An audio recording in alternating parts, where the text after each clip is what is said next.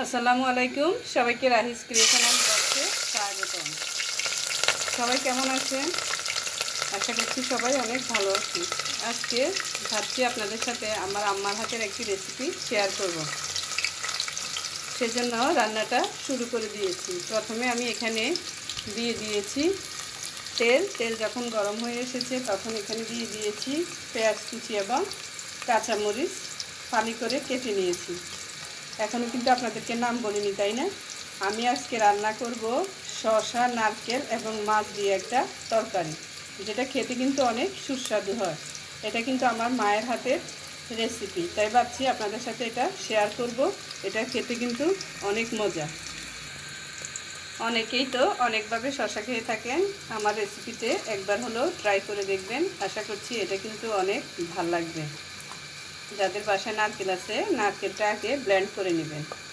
এখন পেঁয়াজটা একটু নরম হয়ে আসলে এখানে আমি দিয়ে দিচ্ছি রসুন বাটা।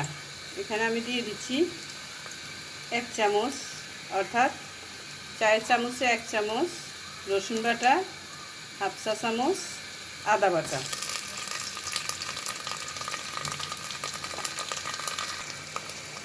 এখন এখানে দিয়ে দিচ্ছি আমি পরিমাণ মতো লবণ। লবণটা আপনারা আপনাদের স্বাদ মতো দিয়ে দিবেন। এখন আদা, রসুন, পেঁয়াজ, কাঁচামরিচ একটু কষিয়ে নিচ্ছি। পেঁয়াজ যখন একটু নরম হয়ে এসেছে, আদা রসুনের কাঁচা স্মেলটা চলে গেছে, এ পর্যায়ে আমি এখানে দিয়ে দিচ্ছি কিছুটা পানি।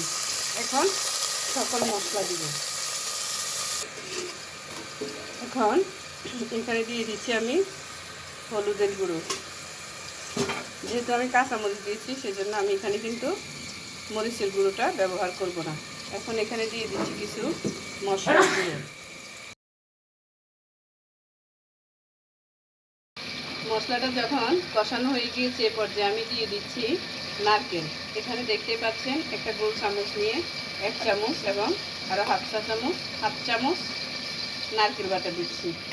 এখন নারকেল বাটাটা এই মশলার সাথে ভালোভাবে কষিয়ে নেব।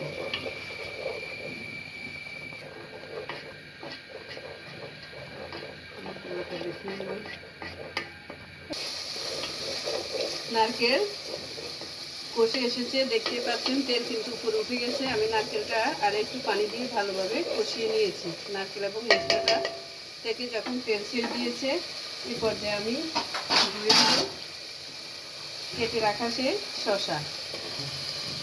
মশলা থেকে এখন কিন্তু অনেকটাই সুন্দর স্মেল বের হয়েছে। সাথে কিন্তু আমি একটা আলু দিয়েছি কেটে। এই রান্নাটা অবশ্যই একবার হলো রান্না করে খাবেন। এটা খেতে কিন্তু অনেক সুস্বাদু হয়। আর আমার রান্না যদি আপনাদের ভালো লাগে, প্লিজ আমার চ্যানেলটা সাবস্ক্রাইব করবেন এবং ফেসবুক থেকে দেখে থাকলে একটা ফলো, লাইক এবং শেয়ার দিয়ে রাখবেন। আর অবশ্যই আপনাদের একটা কমেন্টস করবেন রান্না করে খেয়ে। এখন দেখতে পাচ্ছেন শসা থেকে কিন্তু পানি ছেড়ে দিয়েছি। এই পানিতে আমি ভালোভাবে শসাটা কষিয়ে নিচ্ছি। তরকারিটা ভালোভাবে কষে গিয়েছে, দেখতেই পাচ্ছেন তেল কিন্তু উপরে উঠে চলে এসেছে। এ পর্যায়ে আমি দিয়ে দিব সিদ্ধ করার জন্য গরম পানি। আমি কিন্তু তরকারিতে গরম পানি ইউজ করি, ঠান্ডা পানি কিন্তু আমি দিই না, কারণ ঠান্ডা পানি থেকে গরম পানি ইউজ করলে তরকারির স্বাদটা ভালো আসে। এখন দিয়ে দিচ্ছি গরম পানি।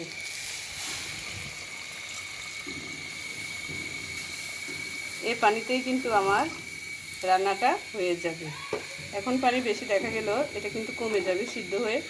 আর এটা যেহেতু নারকেল দিয়ে রান্না করেছি, এটা কিন্তু একটু জল জল থাকলেই ভালো লাগবে।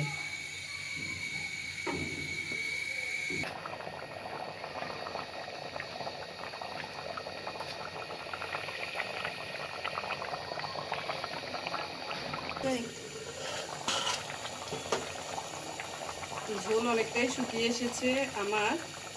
শসাটাও কিন্তু হাফ ডান হয়ে গিয়েছে। এ পর্যায়ে আমি দিয়ে দিব মাছ।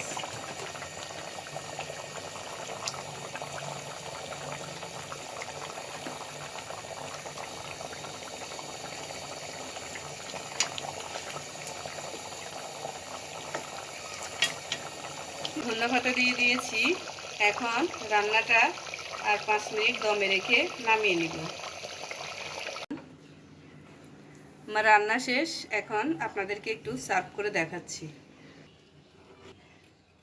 এটা কিন্তু একটু ঝোল রাখবেন, ঝোল রাখলে কিন্তু খেতে ভালো লাগবে। আবার খুব বেশি ঝোল রাখবেন না, সেটাও কিন্তু ভালো লাগবে না।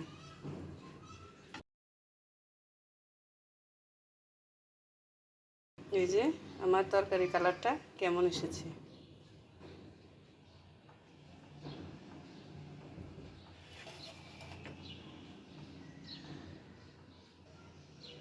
সবাই বাসায় একবার হলো এটা ট্রাই করবেন। সবাই ভালো থাকবেন। আল্লাহ হাফেজ।